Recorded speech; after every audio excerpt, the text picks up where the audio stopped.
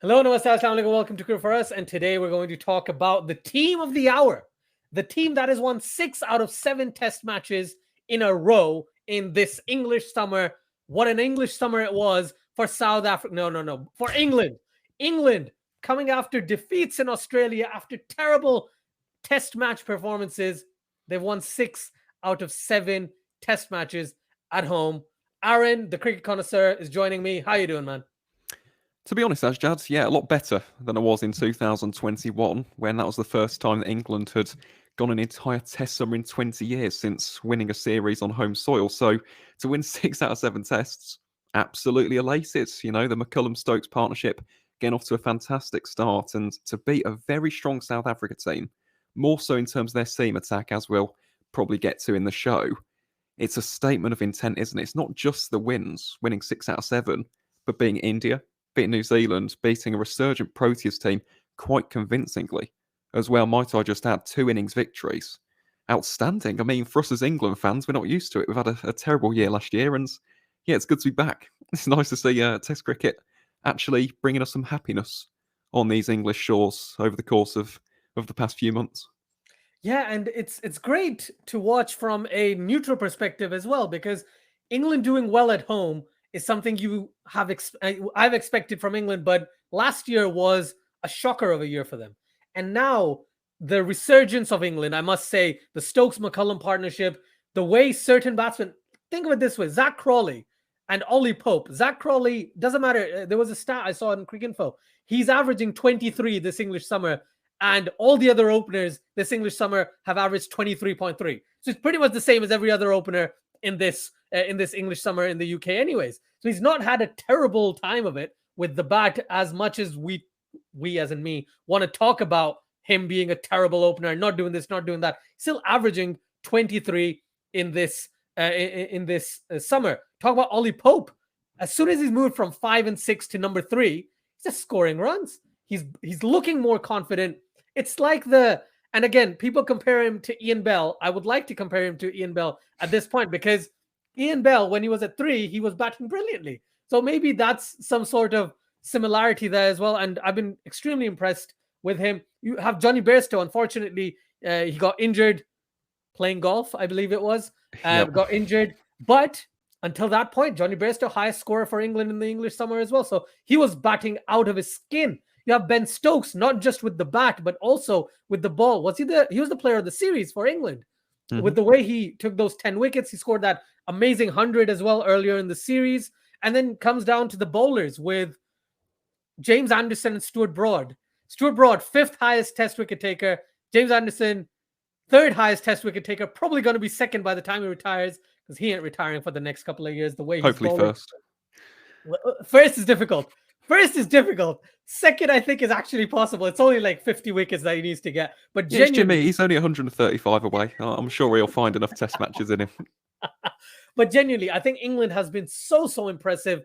What have you liked about this England way of playing test cricket? But also, how do you think this has happened? Because prior to this, it was like England were completely down and out.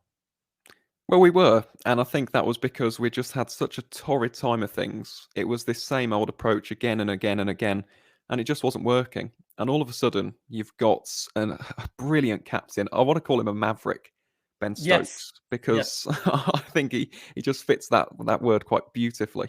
You never know quite what he's capable of and what he's going to do, actually. He's unpredictable, but in a really good way, quite a charming way, actually. And then McCullum, who is the great innovator. These two have just moulded together quite fantastically, and England have got their mojo back. These players, even last year, a lot of this team are still the same side.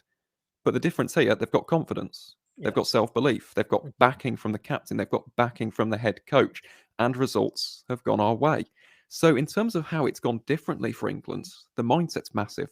We all know that cricket is majority a mental game, and England's psyche, England's approach to Test cricket now is very refreshing, and it's working. And don't get me wrong, at times we will see collapses of a biblical proportion, as we saw at the home of cricket to kickstart this series.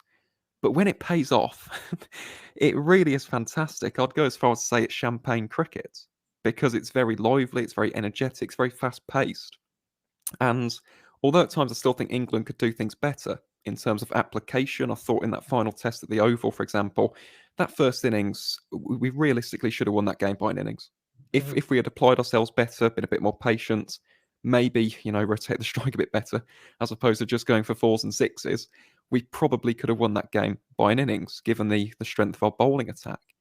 But as I said, England now have got confidence. We've got rhythm. We've got a coach who has injected this new lease of life into this team. We've got a captain who will not go down without a fight. And not only that, something which hasn't really been picked up on over the course of this summer. Who are the names that we're mentioning there in terms of the batting? Okay, we're talking about Ollie Pope. We're talking about Ben Stokes. We're talking about Johnny Bairstow. Ben Folkes scored a century up at Old Trafford. Joe Root has not had a very good summer at all. And yet England haven't really needed his services. Now that's massive because Joe Root's one of the best players on the entire planet. The guy was single-handedly carrying England last year. And all of a sudden, even with him struggling, England are performing. They're delivering the goods. They're getting wins on the board. We're winning series. We're getting silverware. So, yeah, it's good. It's good. I'm not going to get too emotionally invested just yet. I'm not going to get over my head, but a great summer, a fantastic summer, and long may it continue. Fingers crossed that Bazball does continue into the summer of 2023, heading into the Ashes. Yeah, that if England can keep this momentum going, dude, the Ashes next year is going to be a ball, a Bazball. Wait, sorry, right, I had to do that. Has to be done. So let's talk about South Africa, just to touch upon South Africa's batting. So unfortunately, their batting was horrendous. Their batting, it seemed like England just had their number with the bowlers that just came in and would just pick up wickets. Ollie Robinson in this third test, I think he took a 5-er in the first innings and 2 wickets after that.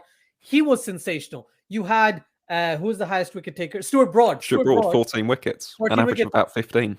Yeah, tied with Kagiso Rabada from the other end. So the big issue, I remember us discussing this prior to the series starting, was South Africa's bowling. South Africa's got Nortje, they have Rabada, they have Marco Jansen, they have Maharaj, they have X, Y, whatever, right? And I thought, okay, with that, you have Sean Irwin, you've got Dean Elgar, you've got other players that I can't think of the names of right now. Keegan Peterson, Markram, for example, Van der Dusen, Rickleton, Verreynne. Right. On paper, it looks very good, but in practice, again, this is almost the opposite. Sorry for jumping the gun a little bit here, Rajad, but this is a batting lineup which is bereft of confidence whatsoever. Markram's been in terrible form. He's finally been dropped. The guys who have come in, the likes of Kaizondo, Ryan Rickleton, it's unfair to have all of these expectations on them. It's their first tour of England, but even they struggled in that final test at the Oval.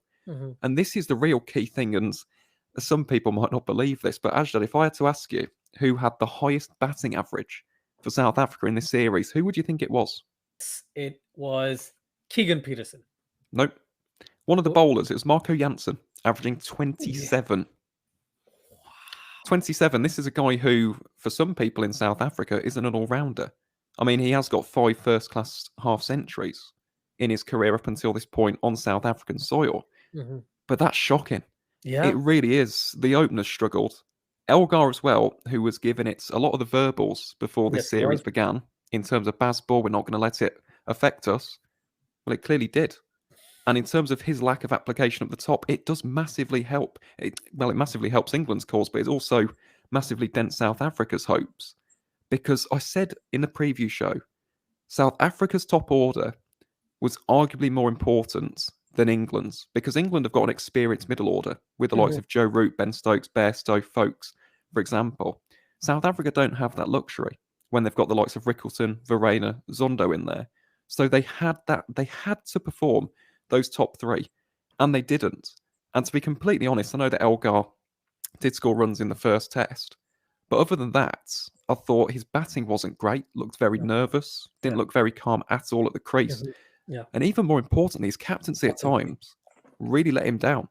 So in terms of this series, lots to ponder, lots to reflect for South Africa. And if we're looking at the bigger picture as well, Mark Boucher will not be the coach after the T20 World Cup. So this team, which was going on this magnificent run, they had that outstanding test victory over India on home soil, all of a sudden have hit a massive brick wall in the form of a resurgent England. Where does South Africa go from here? And I'm going to be completely honest, looking at recent years, it's a constant transition time and time and time again. And the current crop are saying about experience, we need test experience, this, that, the other. But they're not going to play much tests. If you look at the future tour programs, they're playing even less test cricket.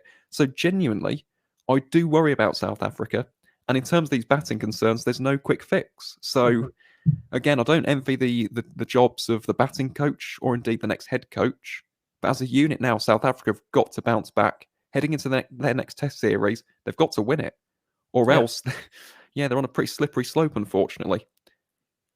I think with us previously discussing South Africa, Australia sitting at the top of the World Test Championship, they'll both make the final.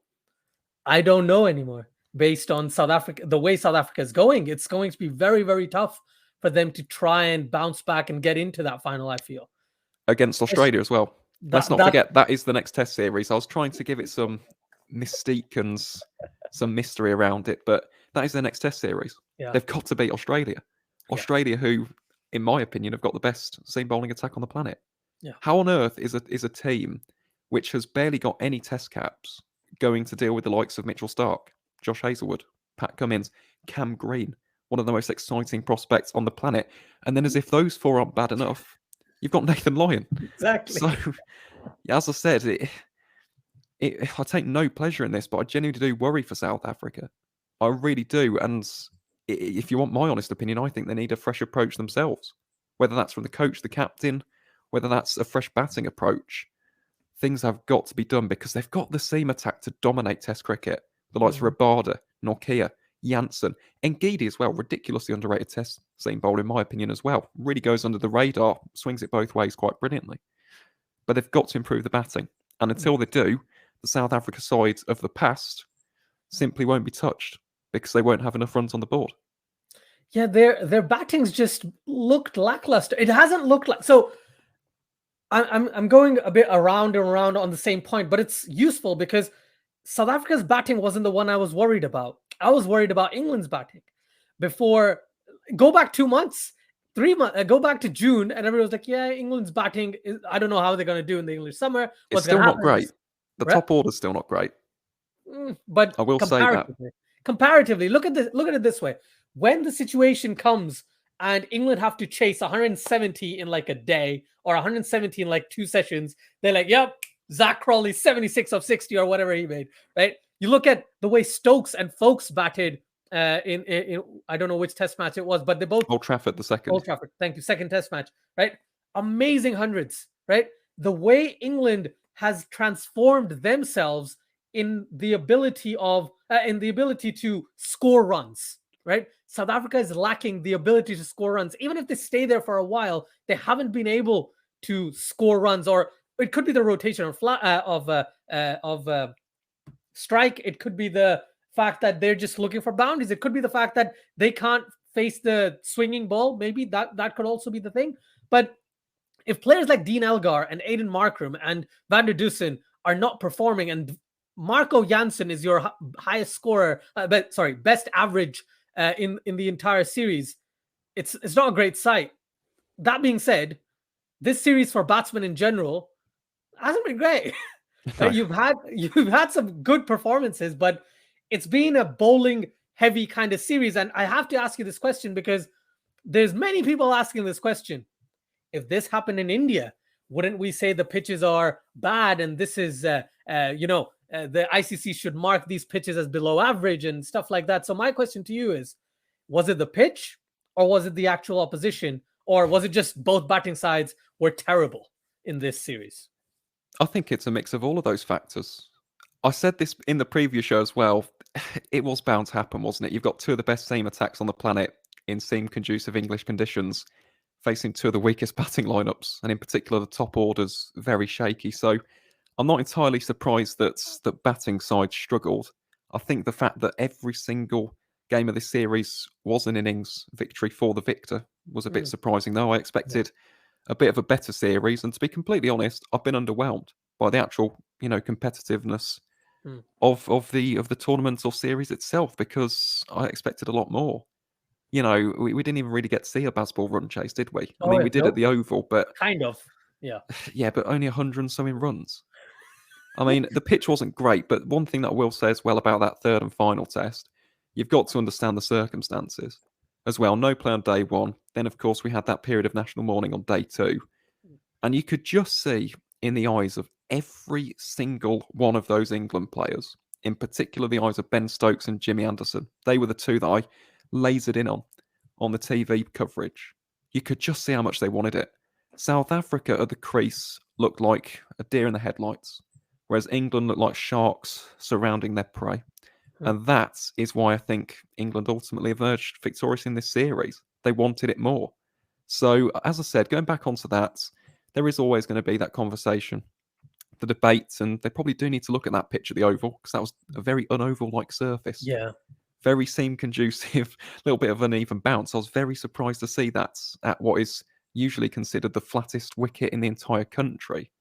But other than that, I think it was a case of England were properly up for this series. They had confidence, they had rhythm, they had momentum, they've got an approach and a methodology of winning, where South Africa don't. Their methodology of winning is skittle out an opposition with that incredible bowling attack and just keep our fingers crossed that we can somehow score more runs. That's not a sustainable approach. That's not going to win you test series after test series. Whereas with England now, they don't have the quality of batting as an Australia or an India or New Zealand, for example. But what this Bazball methodology does allow is the teams have a clear directive. Yeah, we might lose some games now and again. We might lose some series, but we know how to win. And when it does go our way, we've got a very good opportunity to win these games. So that's the massive difference between the two sides. Poor batting, really bad application from South Africa, in particular in that third test. Some of the shots were diabolically bad. But in terms of that overall arching question, do I think there's anything heinous or devious and should England be docked points for the surface? No. I just think it was a case of two brilliant seam attacks, favourable conditions, and some really, really poor batting from both sides. Fair enough. I'm glad you explained that quite well because a lot of people were asking that question. If I were to just ask you one question, I'm not going to ask you about both of those. I'm going to ask you, what was your Kamalka moment of this test series? Because this is a toughie. For me, I can't pick one. So what would you pick? I'm torn between two. I'll give you my serious one first, and then I'll give you my comedic one afterwards. But my first one would be Dean Elgar's dismissal at Old Trafford. That ball from Jimmy Anderson and the beautiful ping of that off stump being dislodged from its place in the Old Trafford soil was a thing of beauty. I could genuinely watch that thousands and thousands and thousands of times and take just as much enjoyment and excitement out of every single watch. So just for the sheer viewing pleasure, definitely that ball from Jimmy Anderson to Dean Elgar in the second test. In terms of my other moment, which was quite hilarious, although the actual context of it wasn't, because they never should have been taken off for bad lights in the Oval Test on either of those 2 days, but in particular on that second one, because England could have won it then, and we wouldn't have even needed a day 5, and there was a full crowd in at the Oval, but I digress. The shots of Stuart Broad padded up when England have not lost a single wicket, and he had his 2 arms here, shouldered like a teapot, and he looked as though he was going to smash his bat through the window. He looked absolutely furious. It was hilarious to watch, though. So for that reason, I'll go with the Dean Elgar dismissal, but honourable mention to the man, the myth, the Nighthawk himself, Stuart Broad. Great series, and yeah, long may the Nighthawk continue on his merry way. Fantastic. Absolutely love it. Thank you very much, Aaron.